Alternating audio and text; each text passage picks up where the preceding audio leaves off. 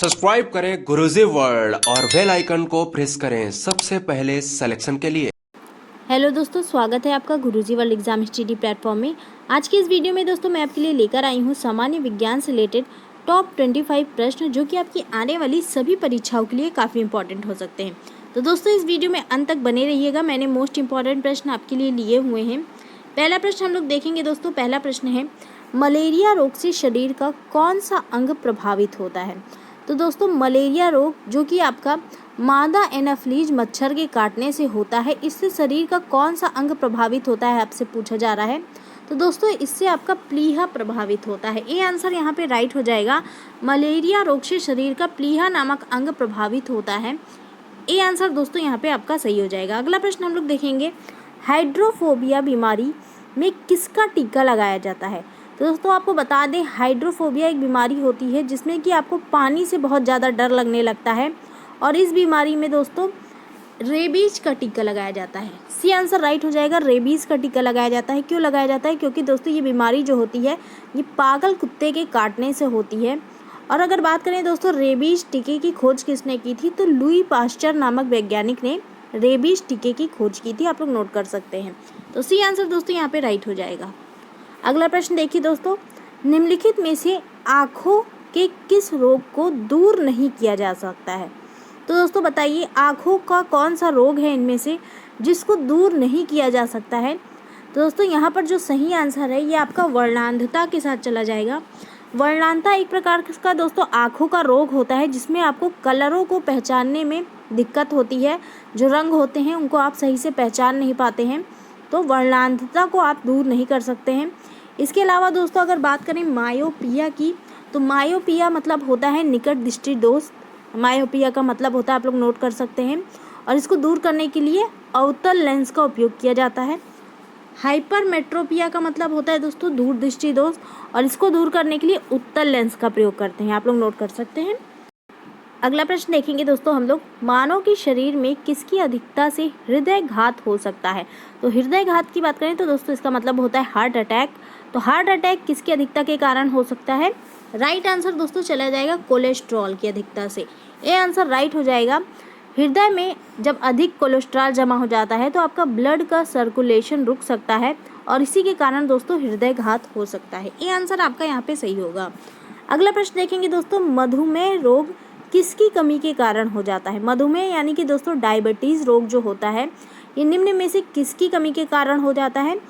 तो दोस्तों right answer जो है यहाँ पे इंसुलिन हो जाएगा। इंसुलिन नामक हार्मोन की कमी के कारण मधुमेह नामक रोग हो जाता है और इसकी कमी हो जाने पर इंसुलिन का इंजेक्शन भी दिया जाता है। तो दोस्तों आपको बता दें, इंसुलिन हार्मोन जो होता है ये आपका अग्न्याशय में स्रावित होता है। बी आंसर आपका यहाँ पे राइट होगा। अगला प्रश्न है दोस्तों, रक्त की प्रकृति होती है। तो रक्त की प्रकृति आपसे पूछी गई है, अम्लीय, क्षारीय या फिर उदासीन या फिर इनमें से कोई नहीं। क्या होती है रक्त की प्रकृति? तो दोस्तों आपको बता दें, कोई भी पदार्थ अगर उसका पीएच मान जो होता है, पीएच वैल्यू जो होती है ये 7 से ज़्यादा होती है तो वो क्षारीय होता है, 7 से कम होती है तो वो अम्लीय होता है। और रक्त की बात करें तो इसकी पीएच वैल्यू होती है दोस्तों 7.4 इसकी पीएच वैल्यू होती है। तो दोस्तों रक्त आपका क्षारीय प्रकृति का होता है। बी आंसर आपका यहाँ पे राइट हो जाएगा। नेक्स्ट देखेंगे दोस्तों, पाचन क्रिया में प्रोटीन निम्नलिखित में से किस पदार्थ में बदल जाता है? तो दोस्तों जब पाचन की क्रिया होती है तो प्रोटीन जो होता है ये टूट कर अमीनो अम्ल में बदल जाता है। बी आंसर आपका यहाँ पे राइट हो जाएगा। अमीनो अम्ल में प्रोटीन जो है ये परिवर्तित हो जाता है। नेक्स्ट देखिए दोस्तों, वह जीव जो मृत कार्बनिक पदार्थों पर उगता है उसे क्या कहा जाता है? तो दोस्तों ऐसे जीव जो मृत कार्बनिक पदार्थों पे उगते हैं उन्हें क्या कहते हैं? उन्हें दोस्तों सेप्रोफाइट कहते हैं। सेप्रोफाइट या फिर मृतोपजीवी पौधे या फिर पादप उन्हें कहा जाता है। तो दोस्तों यहाँ पर आपका सी आंसर सही हो जाएगा। अगला प्रश्न हम लोग देखेंगे दोस्तों, निम्न में से कौन सा पदार्थ शरीर के प्रति और नई कोशिकाओं के निर्माण में सबसे अधिक आवश्यक होता है? तो दोस्तों बताइए कौन सा पदार्थ है जो शरीर के प्रति और नई कोशिकाओं के निर्माण के लिए सबसे अधिक आवश्यक होता है? राइट आंसर दोस्तों चला जाएगा प्रोटीन के साथ। प्रोटीन जो है ये आपका शरीर के प्रति और नई कोशिकाओं के निर्माण के लिए सबसे अधिक उपयोगी होता है। अगला प्रश्न देखिए दोस्तों, छाया में पनपने वाले पौधे को क्या कहते हैं? तो दोस्तों अगर बात करें छाया में पनपने वाले पौधों को, तो इसको कहा जाता है सियोकाइट्स। सियोकाइट्स के नाम से इसको जानते हैं। सी आंसर आपका यहाँ पे सही हो जाएगा। नेक्स्ट देखिए दोस्तों, अगला प्रश्न काफ़ी इंपॉर्टेंट है। बेरी बेरी रोग किस विटामिन की कमी के कारण होता है? दोस्तों अगर बात करें बेरी बेरी रोग की, तो ये आपका विटामिन B1 की कमी के कारण होने वाला रोग है। दोस्तों विटामिन B1 का रासायनिक नाम है थायमिन, और इसके कारण आपका बेरी बेरी नामक रोग हो जाता है। और अगर बात करें विटामिन A की, तो इसका रासायनिक नाम आपका रेटिनाल है। विटामिन C का रासायनिक नाम दोस्तों एस्कॉर्बिक एसिड है। विटामिन D का रासायनिक नाम आपका कैल्सीफेरोल होता है। दोस्तों इससे रिलेटेड हमारा एक वीडियो भी आप लोग देख सकते हैं उसको।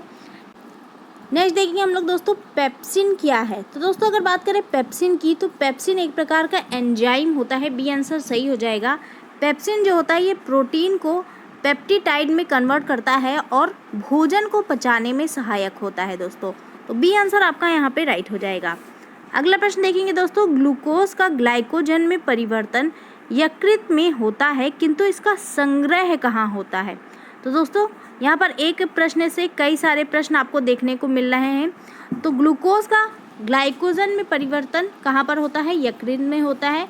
और इसका संग्रह की बात करें दोस्तों, तो इसका संग्रह जो होता है ये यकृत तथा पेशियों में होता है। सी आंसर आपका यहाँ पे राइट हो जाएगा। यकृत तथा पेशियों में इसका संग्रह होता है। नेक्स्ट देखेंगे दोस्तों हम लोग, अगला प्रश्न क्या है? पित्त का मुख्य कार्य होता है। तो अगर बात करें पित्त के मुख्य कार्य की, तो दोस्तों इसका मुख्य कार्य होता है पाचन क्रिया में सहायक होता है। ये डी आंसर यहाँ पे सही हो जाएगा। पित्त जो होता है ये पाचन क्रिया में सहायक होता है। और दोस्तों आपको बता दें, पित्त जो होता है ये गहरे हरे या फिर पीले रंग का एक द्रव होता है जो कि भोजन को पचाने में सहायक होता है। और अगर बात करें ये कहाँ पर बनता है, तो शरीर में ये लीवर में बनता है और पित्ताशय में जमा होता है। और दोस्तों इसकी प्रकृति जो होती है ये क्षारीय होती है, आप लोग नोट कर सकते हैं।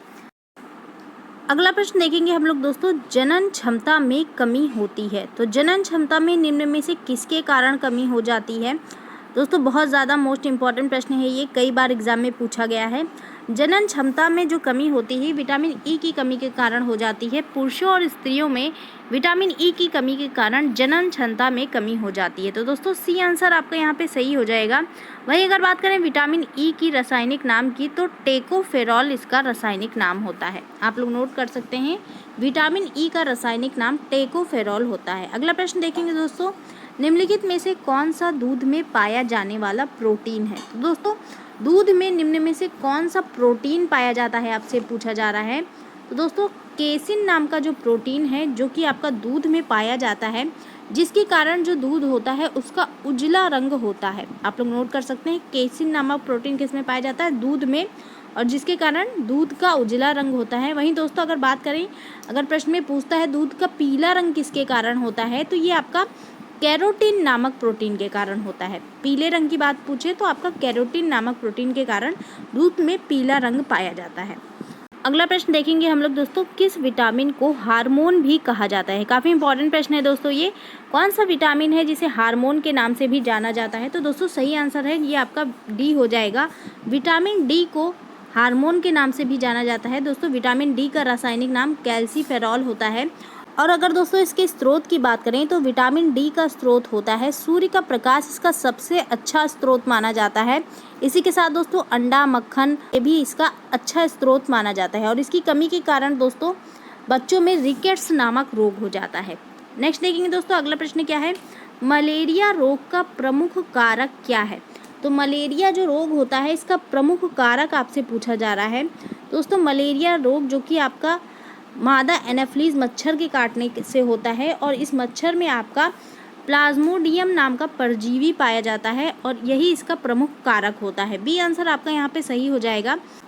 तो दोस्तों प्लाज्मोडियम नामक परजीवी जो होता है ये आपका मलेरिया रोग का प्रमुख कारक होता है, नोट कर सकते हैं आप लोग। वहीं अगर बात करें लिशमानिया की, तो ये आपका काला जार नामक रोग का परजीवी होता है, प्रमुख कारक होता है। और विवरीय कोमा जो होता है ये आपका हैजा नामक रोग का प्रमुख कारक होता है। आप लोग नोट कर सकते हैं। अगला प्रश्न हम लोग देखेंगे, यांत्रिक ऊर्जा को विद्युत ऊर्जा में कौन बदलता है। तो दोस्तों अगर बात करें यांत्रिक ऊर्जा को विद्युत ऊर्जा में कौन बदलता है, तो राइट आंसर दोस्तों सी हो जाएगा। डायनेमो एक यंत्र होता है जो आपका यांत्रिक ऊर्जा को विद्युत ऊर्जा में बदलता है। वहीं दोस्तों अगर बात करें विद्युत मोटर की, तो विद्युत मोटर जो होता है ये विद्युत ऊर्जा को यांत्रिक ऊर्जा में परिवर्तित करता है। आप लोग नोट कर सकते हैं।